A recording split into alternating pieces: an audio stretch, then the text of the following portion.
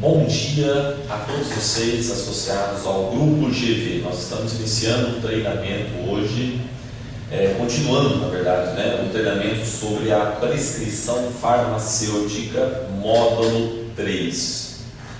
No primeiro módulo nós falamos sobre a prescrição farmacêutica assim que foi publicada a resolução, com as principais dúvidas no módulo 1 e no módulo 2. Eu acabei voltando um pouco no módulo 2, entrando um pouquinho só na parte técnica, no conceito técnico da implantação, sobre uma sala específica, sobre os direitos que o farmacêutico ele pode exercer dentro de um consultório, chamado consultório farmacêutico, certo? Quais os procedimentos que o farmacêutico deve estar adotando durante a consulta farmacêutica. Então, nós falamos sobre o artigo 5, sobre a prescrição dos medicamentos isentos de prescrição, dos medicamentos isentos.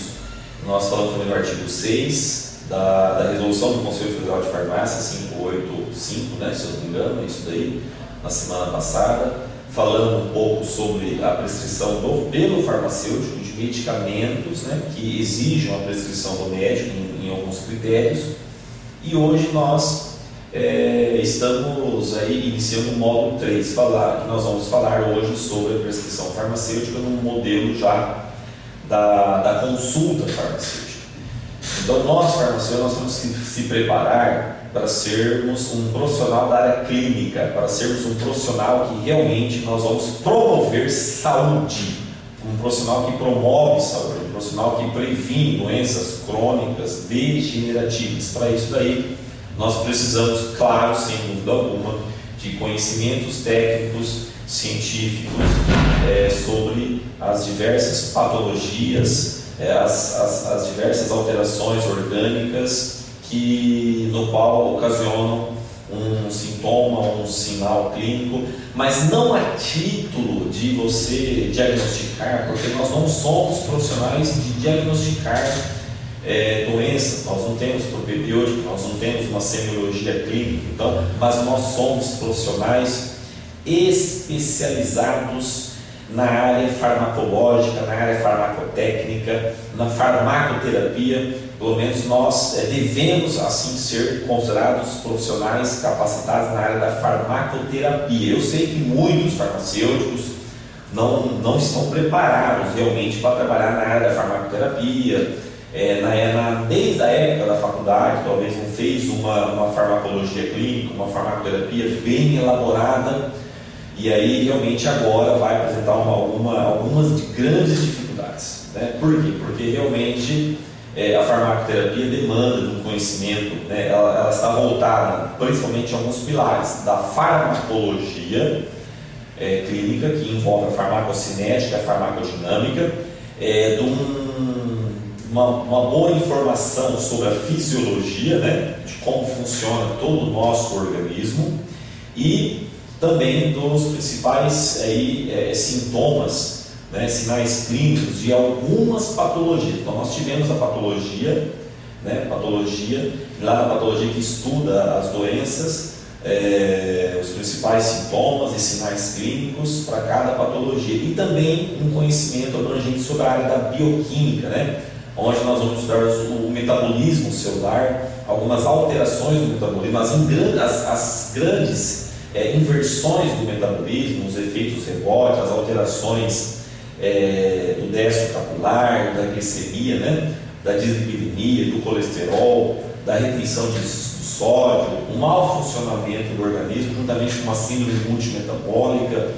Então isso tudo é muito importante para que o farmacêutico venha a praticar farmácia clínica, para ser um profissional. Nós não vamos, repito, nós não vamos dar diagnóstico, nós não estamos preparados e nem habilitados a diagnosticar paciente, mas dentro a nível de atenção primária à saúde, as principais orientações, as grandes instruções, que fica ali de atenção primária, a principal, a medicina base, a orientativa, a atenção primária à saúde é o que dá o melhor resultado, não depois porque às vezes o paciente não precisa nem mais do médico, ele precisa ir direto para a UTI, né? E às vezes ir direto procurar um plano de assistência funerária, porque realmente o paciente está indo a óbito. Então, assim, a grande importância em termos de saúde pública, nós como profissionais de saúde, é realmente a atenção primária, é a prevenção, né, de doenças ou algumas complicações mais sérias e maior relevância,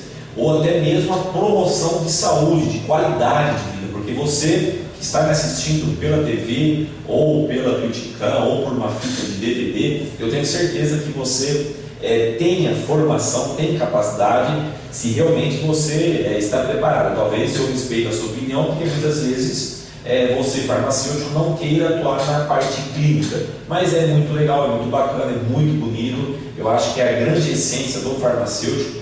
Por que estudar tanto fisiologia? Por que estudar tanto patologia, bioquímica, né? Pegar aquele livro de Lenin, né? O livro de Lenin, né? As reações, as gliconeogênese, a formação do colesterol, as reações inflamatórias, o grupo farmacológico dos antibióticos, e assim por diante. Então, assim, realmente, e na fisiologia, né? A pequena circulação, a grande circulação. Bom, falando nisso, hoje nós vamos falar sobre a prescrição farmacêutica, e até mesmo as orientações relacionadas a pacientes com problemas a cardiopatia e os problemas cardiocirculatórios, né? Então nós vamos entrar na área da cardiologia, né? Cardiologia, angiologia vascular. Então é a área que hoje nós vamos falar para vocês. E um dos temas da cardiologia, da cardiopatia, da cardiologia relacionada à parte circulatória é a hipertensão arterial. Hipertensão arterial. Então, vamos lá definir o que é a hipertensão. A hipertensão é um aumento da pressão arterial nos vasos e artérias, né? E essa, na verdade, a gente precisa da pressão arterial para fazer com que o sangue, né? Para fazer com que o sangue circule.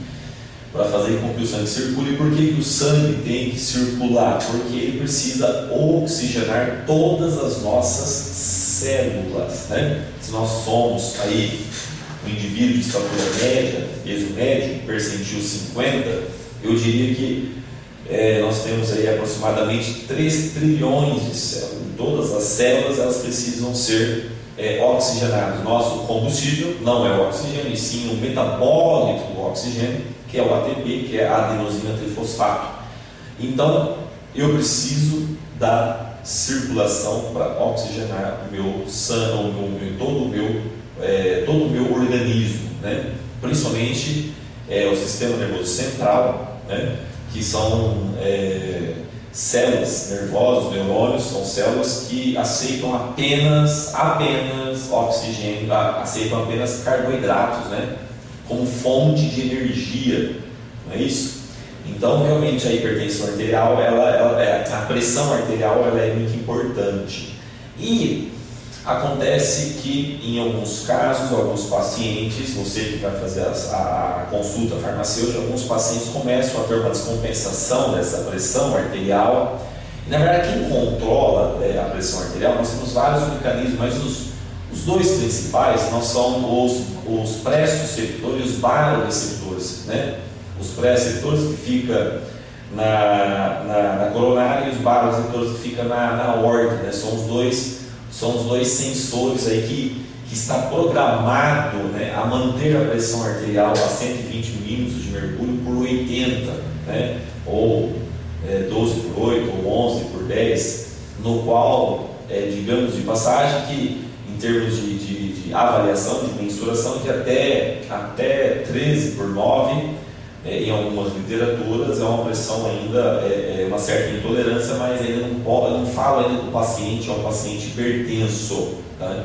Então, alguns dados seriam assim: pressão 12 por 8, né, ou correto, 120 milímetros de mercúrio por 80, essa seria a pressão normal. Para isso, você tem que estar capacitado a aferir a pressão arterial. Aferir a pressão arterial da maneira correta. Nós temos uma metodologia, nós temos um POP. Então eu solicito para você, cooperado, você farmacêutico clínico que vai fazer a consulta farmacêutica, para que você tenha em mãos esse POP, né, de como aferir a pressão arterial da maneira correta. e que este aparelho seu ele seja calibrado, ele esteja licenciado, ou seja, que na verdade ele tenha que você tenha em mãos o selo do Inmetro, para que não tenha nenhum problema relacionado à fiscalização da vigilância sanitária do seu município. Tem que ter esse selo do Inmetro anualmente, tá? Então a pressão arterial realmente, o que causa, o que leva, já que nós temos esses receptores que controlam a pressão arterial, né? Os baroreceptores, pré-receptores, porque veja bem, o paciente está deitado, o paciente está sentado, de repente você se levanta, tem umas alterações, tem as grandes oscilações, né? Você imagina um copo de água, né? E de repente você puxa o copo para a direita, né? É um líquido, o sangue é um líquido, né? E o seu organismo, 80%, de 60% a 80% é água.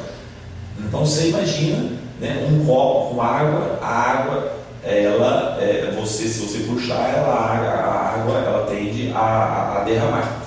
Ou seja, realmente dentro dos compartimentos bioquímicos do nosso organismo, por isso que quando você levanta de uma maneira muito rápida, né, o paciente pode apresentar um pouco de tontura, né, zumbido, né, isso tudo devido a uma má oxigenação momentaneamente, instantaneamente, devido a uma dificuldade de pressão, de ajuste. Então nós temos que ajustar a pressão arterial, né? Nós temos a pressão homostática, né? Onde nós temos a pressão coloidosmótica, do gradiente de concentração, principalmente das albuminas no sangue, que evita que os elementos figurativos do sangue, junto com exudato, transudato, que na verdade pode ser uma infecção, que sai esses líquidos, né? E a pessoa começa a ter retenção de líquido, inchaço, proveniente às vezes de um choque séptico. Então, assim, realmente a pressão arterial ela precisa ser uma pressão constante, né? E fazer com que o sangue circule. Mas tudo isso ocorre em homeostasia, tudo isso ocorre com os fatores de coagulação em ordem, né? A síntese de tromboxano A2, às vezes o paciente tem que tomar, o paciente de uma certa idade tem que tomar algum inibidor, né, de tromboxano A2 para você diminuir a formação de plaquetas, porque há uma tendência a formar algumas placas ateromatosas. Então, realmente, o paciente com uma pressão, ele pode ter vários fatores que aumentam a pressão dele. Ele pode ter uma alteração de receptor, pode ser genético, né? Então, de origem primária pode ser um problema cardíaco, né? Uma cardiopatia, né? Um problema cardíaco, né? Uma insuficiência cardíaca. De origem primária pode ter um problema renal, né? O que mais vem estar ligado é um problema renal, uma insuficiência renal. O paciente pode ter uma alteração de alguns hormônios, principalmente a tiroxina, alteração de neurotransmissores, né, excesso de adrenalina, noradrenalina, e tudo isso vem a fazer com que o paciente venha ter grandes oscilações. E o que nós temos que fazer? Então, nós profissionais, nós não vamos diagnosticar o paciente, nós não vamos falar que ele apresenta uma patologia, né, não vamos falar que o paciente apresenta que ele é um hipertenso, mas nós podemos estar acompanhando esse paciente, né, e falar para ele que a pressão arterial dele não está nos limites desejáveis e no qual ele precisa fazer um acompanhamento, né, melhor, perguntar se esse paciente já vem fazendo uso, né, de algum antihipertensivo, perguntar se esse paciente ele vem apresentando algum problema renal, se ele vem inchando, se está tomando algum medicamento, se ele tem algum problema cardíaco, se ele está com os batimentos cardíacos dele aumentado, se ele está com problema de circulação em membros periféricos, e tudo isso a gente sabe que está relacionado com a pressão, né, a pressão arterial. Às vezes o paciente, se você verifica várias petequias, né, aqueles pontinhos vermelhos, juntamente às vezes já com uma erisipela devido a uma má circulação, a falta de atividade física, o excesso de peso, então tudo isso, né, e sempre levando em consideração que a genética ela é muito evidente, né, ela é muito evidente, e quando, né, os pais, os avós apresenta uma hipertensão, normalmente a família toda acaba apresentando também este problema. Então, é realmente necessário que nós, farmacêuticos, né, orientamos sobre essa pressão. Então, e se for de origem idiopática, de origem secundária, aí é onde entra fatores, né, que ainda não se sabe por onde, mas tudo está relacionado à genética, né, a genética. Agora nós temos que ter em consideração também alguns estudos novos, falando que essa origem idiopática, né, ainda não apresenta uma causa definida, mas que possa estar relacionada à perda, olha que interessante, isso é importante, anota aí, perda de silício, né? Silício no endotélio capilar, né? O endotélio capilar, ele ocorre uma perda de silício. O silício está relacionado,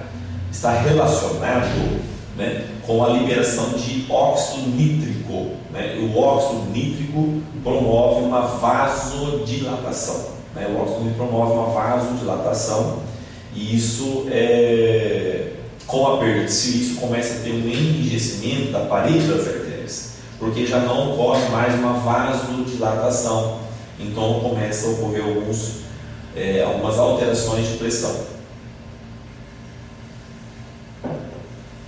Bom, e nós, de uma maneira geral, fisiológica, como que abaixa a pressão? Quais são os mecanismos, né, disponíveis para abaixar uma pressão? Tanto por opção farmacológica, a administração de alguns medicamentos, né, ou propriamente dito, né, fisiologicamente, o próprio organismo lança mão, né, de alguns mecanismos no qual pode ter uma queda de pressão arterial. Quais são esses 3 mecanismos? Só tem 3. E eu gostaria que você anotasse, você farmacêutico, que você orientasse o seu paciente, né, desta alteração, desse mecanismo, né, de como abaixar a pressão arterial. Então, nós vamos fazer uma simulação aqui para você entender que para abaixar uma pressão você pode ter um poço artesiano cheio de água, com umas mangueiras, né, no qual esta água retorna para o poço, um motor que joga a água pela mangueira e retorna para o poço, certo? Um sistema fechado, ok? Só para você entender o que eu quero dizer para você. Então, como abaixar a pressão arterial? Nós temos 3 mecanismos de como abaixar a pressão arterial. E eu quero que você tenha este conhecimento para você praticar aí junto aos seus pacientes. Então, primeiro, você pode fisiologicamente, ou vamos colocar aqui no caso aqui, um medicamento que atua no coração. Então, um medicamento que vai atuar no coração. O que ele vai fazer? Um medicamento que vai ter um efeito inotrópico negativo, que vai diminuir a contratibilidade do músculo cardíaco, certo? Vai diminuir a contratibilidade do músculo cardíaco. Para isso aí nós temos aquele grupo de medicamentos pertencentes à classe dos beta-bloqueadores, né? Bloqueador do receptor beta-1. Então, no coração, nós temos um receptor beta-adrenérgico, beta-1. Esse receptor beta-adrenérgico, né, quando você bloqueia ele, você diminui os batimentos cardíacos, você promove uma bradicardia no paciente, né? E aí ocorre uma queda de pressão, porque você vai diminuir o débito cardíaco, né? Débito cardíaco, ok? E para isso daí, explicando por uma simulação, imagina esse poço, essa água, essa mangueira, esse motor circulando, tudo em sistema fechado. A água sai e volta para o poço, e um motor, né, jogando. Se você quiser diminuir a pressão desta água, você diminui a força do motor de mandar água. Você não precisa mudar a mangueira, você não precisa alterar o volume de água, né? Você diminui, você coloca um motor mais fraco. Então nós temos um grupo de medicamentos, e aí nós temos vários, atenolol, propanolol, metoprolol, bisabolol, né? Nós temos vários medicamentos que atuam nesta área. Propanolol, né, que é muito conhecido, que promove um efeito, que tem um efeito beta-bloqueador, né? Beta-2 adrenérgico, é uma droga antagonista, né? Vocês lembram disso? Certo? Bom, tem algumas contraindicações. Esse medicamento tem algumas contraindicações. Uma das possíveis contraindicações é se este paciente que tem essa pressão alta, ele já tem uma insuficiência cardíaca. Apesar de ele ter uma insuficiência cardíaca, ele tem uma pressão alta, né, significativa, com risco, né? Um paciente com risco a ter um infarto agudo do miocárdio, a ter um acidente vascular cerebral. Então, o paciente realmente é um paciente de risco. Agora, para esse paciente, você não pode, né, um médico cardiologista não vai passar um medicamento que vai inibir, né, a contratibilidade, que vai promover uma queda da pressão pela contratibilidade. Por quê? Porque esse paciente já apresenta uma perda da função cardíaca de contração. Ele já apresenta uma ICC, uma insuficiência cardíaca congestiva. E se esse paciente tomar um beta-bloqueador, ele pode promover um edema pulmonar. Um edema pulmonar. Uma embolia pulmonar. Porque o sangue da pequena circulação, né? Aonde que é a pequena circulação? Sai do ventrículo direito, vai para o pulmão, né? É isso? Vai para o pulmão. Do pulmão, através da veia pulmonar, que é a única veia que conduz o sangue arterial, ele vai para o átrio esquerdo, o ventrículo esquerdo manda sangue para todo o organismo. Se o ventrículo esquerdo não tem a capacidade de contração, esse sangue ele tende a retornar para o átrio esquerdo, e do átrio esquerdo volta pela veia pulmonar, volta para o pulmão, onde o paciente corre risco iminente de vida devido a uma embolia pulmonar. Então, é muito importante isso daí. A gente ter, por isso que muitas vezes um profissional, às vezes até médico, não é bom que o profissional ele prescreva um medicamento antihipertensivo sem ele ter um bom preparo, sem ter um conhecimento da área em questão. E pior ainda se for um profissional farmacêutico, porque ele não tem essa formação, não tem residência na área da cardiologia. Eu estou explicando, eu como um farmacologista, um farmacêutico que conhece farmacologia, né, que gosta da área, muitas vezes a gente não indica, não prescreve, porque realmente esse paciente precisa passar por um cardiologista. Às vezes você pode passar um aspartato de arginina, né, que promove também a liberação de óxido nítrico, que promove uma vasodilatação, um silício. Eu mesmo passo, às vezes, um óxido nítrico, uma arginina junto com silício. E às vezes um pouquinho de Crataex, oxacanta, Salix-alfa, que é para diminuir a ansiedade, né? Porque também a pressão alta está relacionada principalmente com a ansiedade, o estresse, aonde pode estar relacionado com uma alteração de hormônio, principalmente a tireoide. Tem vários casos de vários pacientes, ok? Segundo meio, anota aí, para baixar a pressão arterial do paciente. Obrigado. Segundo meio, o segundo método, né, mecanismo para abaixar a pressão. Bom, então, o primeiro é uma medicação que atua no coração, no músculo cardíaco, promovendo um efeito inotrópico negativo. Altera o motor do pulso. Segundo mecanismo seria o que? Eu promover administrar uma medicação que promove uma vasodilatação. Vasodilatação. Então, essa vasodilatação vai promover uma queda da pressão, né, arterial. É a mesma coisa que lá nesse compartimento fechado, que é uma simulação, que é um poço, um motor, a mangueira e a água, eu não alterar nada, o volume de água é o mesmo motor, eu vou alterar só os vasos, a mangueira. Então eu coloco uma mangueira de maior calibre, né, uma espessura, um diâmetro maior, né, a pressão da água vai diminuir. É a mesma coisa com os nossos vasos sanguíneos. Eu administro uma medicação que vai promover vai aumentar o diâmetro das artérias, né? Vai dilatar as artérias, certo? E com isso a pressão arterial ela vai diminuir, vai haver uma queda da pressão arterial. E isso tudo acontece, por quê? Porque você tomou uma droga, para promover essa vasodilatação, lança-se alguns mecanismos. O principal grupo, né, de medicamentos que atua nessa área são os bloqueadores dos canais de cálcio. Não sei se vocês lembram disso, mas nós temos aí as dihidropiridinas, né? Nós temos a amlodipina, nós temos os cardizem, nós temos as nifedipina, nós temos a nimodipina.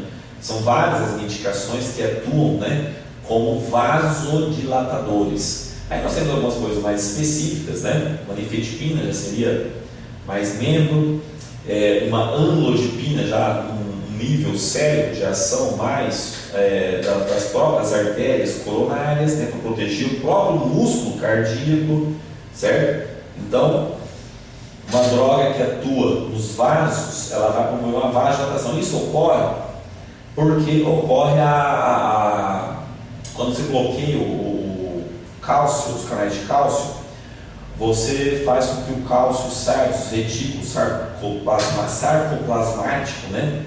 E aí lá no músculo, e isso faz as fibras de actina e miosinas relaxar.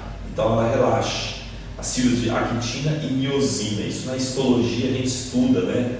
O músculo, como que funciona junto com a fisiologia. E isso tudo promove uma vasodilatação devido à liberação de adenosina monofosfato cíclica, né? Aí ocorre a liberação de óxido nítrico, não é isso? Então libera também, promove uma vasodilatação. O terceiro e último mecanismo de uma ação direta para baixar a pressão seria você alterar o volume de sangue. Por isso que algumas medicações diuréticas, né, de conhecimento nosso, que alguns medicamentos diuréticos abaixam a pressão arterial. Mas nós temos que tomar muito cuidado, porque o paciente ele já tem uma insuficiência renal.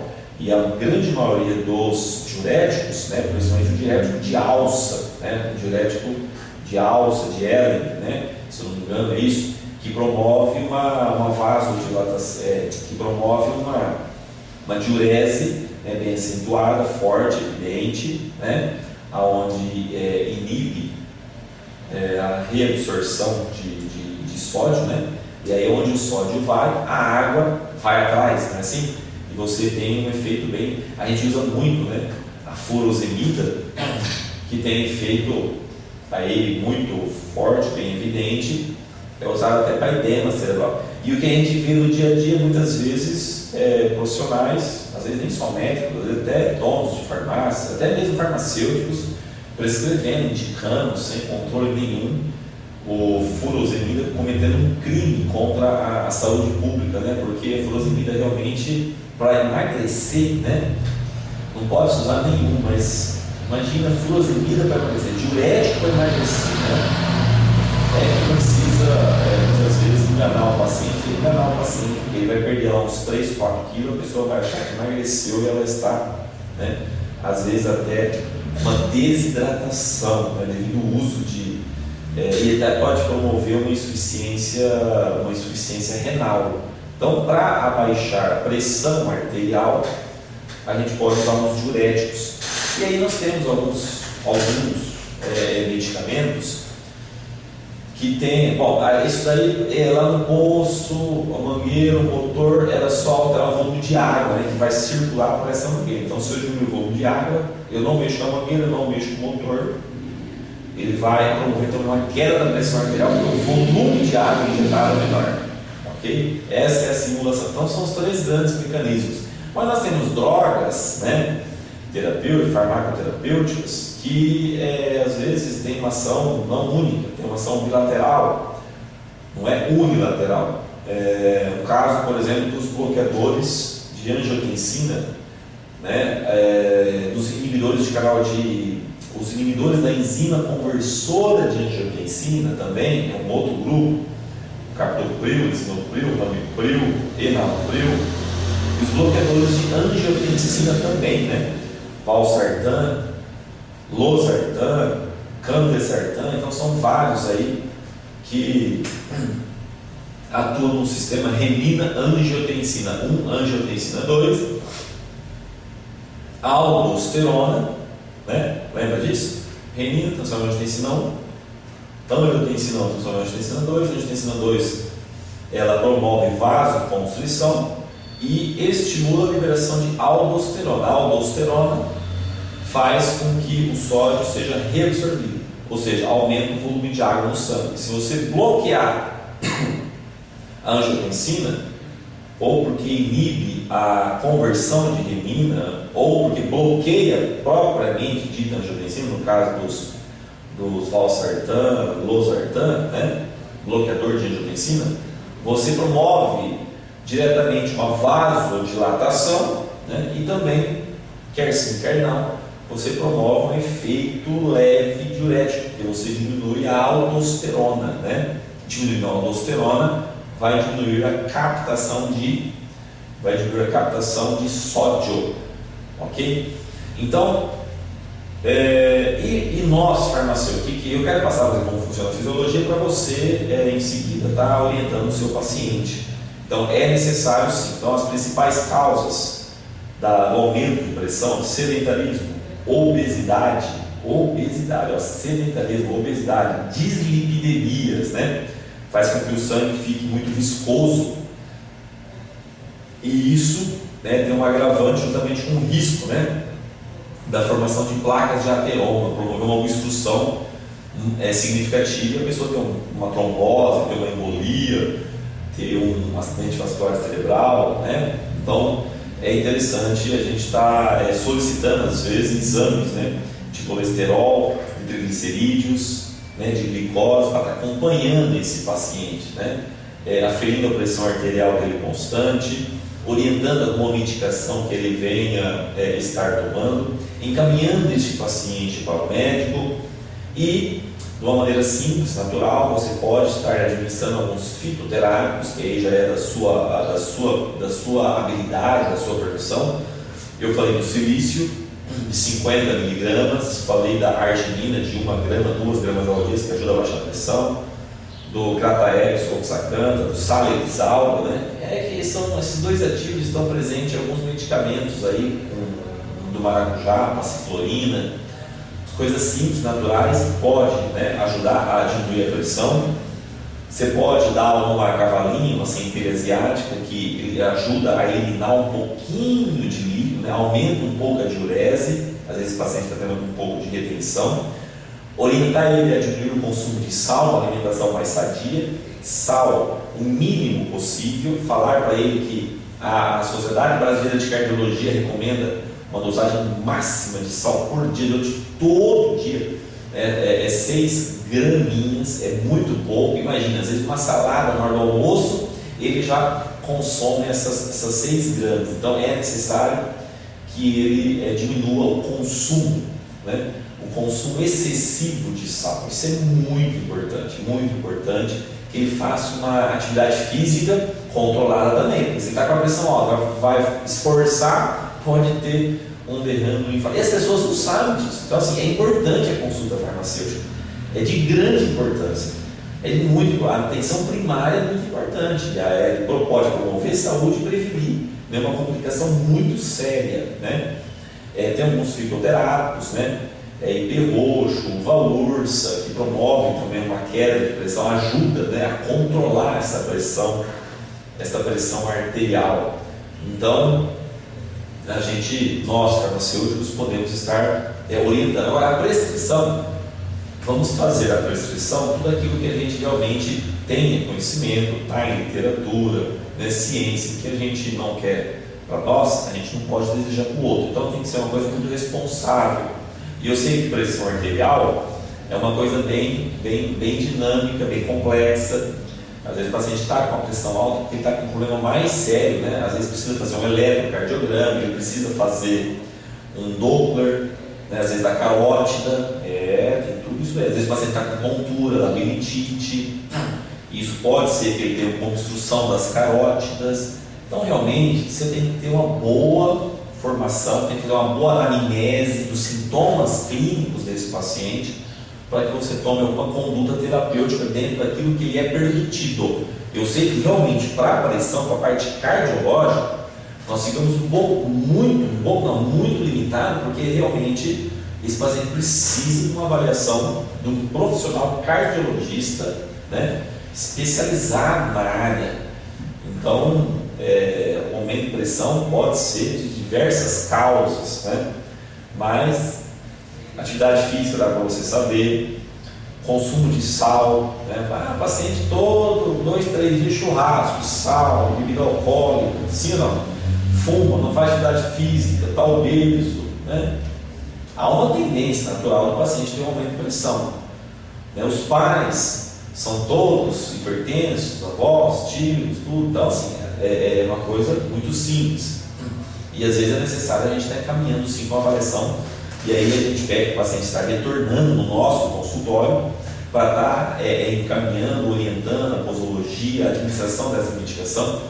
Isso tudo às vezes prescrito pelo médico, mas aquilo que você pode intervir, né, dentro de um conhecimento técnico, com fitoterápicos, e o que dá um resultado muito bom, que eu tenho encaminhado, agora é prescrito, né, por alguns pacientes, arginina de 2 gramas, sachê ao dia, silício de 50 miligramas, né, cavalinha, centelha, catex, oxacante, salisalva, uva ursa, né? Isso é muito bacana, muito legal, e realmente há uma queda, né? Há uma queda de pressão, uma diminuição da pressão arterial. Então eu gostaria que você, farmacêutico, você fizesse toda essa orientação e, quando necessário, encaminhasse o paciente ao médico e soma todas as, então, assim, causas diretas ao problema, verifica se tem um problema cardíaco, faz uma ausculta pulmonar para ver se ele está com aumento. Você não vai dar diagnóstico nenhum, mas a ausculta do músculo cardíaco é boa, porque você vai ver se já tem uma extrasístole, se tem um ataque cardíaco, né, um sopro. Dá para você farmacêutico, você pode estar orientando, tá? Não está normal, não está sinusal, né? Os batimentos cardíacos estão um pouco acelerados, está com 200 batimentos cardíacos por minuto. Então, com certeza, uma medicação que vai abaixar bem a pressão, às vezes é um beta-bloqueador, né? Você consegue abaixar bem a pressão arterial, né? Então, eu gostaria que você tivesse essa formação, que você praticasse a farmácia clínica para hipertensão arterial, e verifica a parte, então, ó, problema cardíaco, anote aí, problema cardíaco, coração, problema dos rins, parte hormonal, né, neurológica, principalmente a tireoide, tá? Anota aí a parte hormonal, tiroxina, às vezes a tiroxina está aumentada, tem o hipertiroidismo, e o hipertiroidismo aumenta, né? Pode promover um aumento da pressão, né? Uma alteração significativa da pressão arterial. Ok? Se ele toma alguma medicação, né? Se ele fez uso de alguma bebida, alguma alimentação, se há quanto tempo ele vem sentindo, às vezes, um mal-estar, né? E se ele vem acompanhando, e você pode começar a acompanhar a pressão arterial dele, né? Hábito de vida saudável, o maior remédio para pressão alta é estilo de vida saudável. Uma vez o paciente hipertenso, de acordo com as literaturas, por toda a vida vai ser hipertenso. Por quê? Porque os receptores, tanto o baroreceptor quanto o pressoreceptor da aorta e da carótida, né, da carótida, ela tem uma programação para manter a pressão 120/80. Se o paciente tem um problema renal, um problema cardíaco, e ele fica aí por 6, 7 dias com a pressão desregulada, alterada, depois disso, esses receptores, ele passa a entender às vezes que a pressão é 20/12, então ele vai manter a pressão 20/12, ele vai fazer de tudo para a pressão ficar 20/12, e aí a pressão só vai voltar a ficar 12/8 a partir do momento que você tomar todos os dias a medicação para combater a hipertensão, para você manter a pressão sempre. E por que você não pode ficar com a pressão a 20/12? Porque uma das consequências da pressão alta direta, né, mal controlada, que não seja monitorada, é o risco iminente de vida. O paciente pode ter um infarto agudo, ele pode ter um acidente vascular cerebral, ele pode ter uma embolia pulmonar, ok? Então, risco iminente. E muitas vezes o paciente não tem esse risco. Quer dizer, ele não tem risco, ele tem, mas ele não vem a ocorrer essa obstrução dos vasos das artérias. Então ele não tem, às vezes, um derrame, um AVC. Mas, porém, essa pressão alta ela começa a danificar os órgãos, ela atrapalha toda a circulação, né? Ela atrapalha todo o processo de perfusão dos capilares. A pressão alta judia dos órgãos, e o principal que vai sofrer com tudo isso é qual? É o próprio músculo cardíaco, o próprio coração. E aí o paciente, se eu levar no médico e ele tem uma pressão alterada, e esse paciente apresenta, dentro dessa pressão alterada, o paciente fala que, o médico fala para o paciente: olha, o seu coração está inchado, você está com uma dilatação da aorta, tudo isso por causa da pressão alta. O coração é um músculo liso, e esse músculo, como todo músculo, quando faz muito esforço repetitivo, ele tende a desenvolver uma hipertrofia, né? Mesmo o bíceps, né? Pode ver aqui que o menino aqui é forte, né? Então, aí conforme vai fazendo muita atividade física, esse paciente começa a ter uma hipertrofia das fibras musculares, começa a aumentar. E o coração é a mesma coisa, apesar de ser um músculo liso também, só que a função do coração não é ficar forte, musculoso. A função do coração é ele ter elasticidade. A função dele é bombardear sangue, é ele que faz o sangue circular, né? Ele bombardeia, ele faz circular 150 litros de sangue por hora. É muito sangue. Você tem noção disso? Né? É muita coisa. Isso no batimento cardíaco é mediano, né? Não está com taquicardia, normal. Então realmente o coração tem essa função. E quanto menos o coração, né, conseguir manter essa pressão, um batimento cardíaco, quanto menor, a gente diz que ele tem uma boa capacidade cardiovascular. Um paciente com uma boa capacidade cardiovascular é aquele paciente que a pressão arterial, os batimentos cardíacos estão sempre abaixo. Ele vai ter uma expectativa de vida maior, né? Uma expectativa de vida maior. Agora, se ele não controlar isso daí, né, o coração começa a hipertrofiar. O coração hipertrofiando, ele começa a desenvolver uma insuficiência cardíaca congestiva.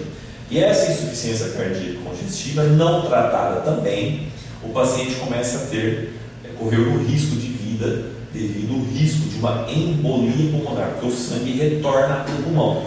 E aí o paciente vem a óbito sem condições de reverter isso aí.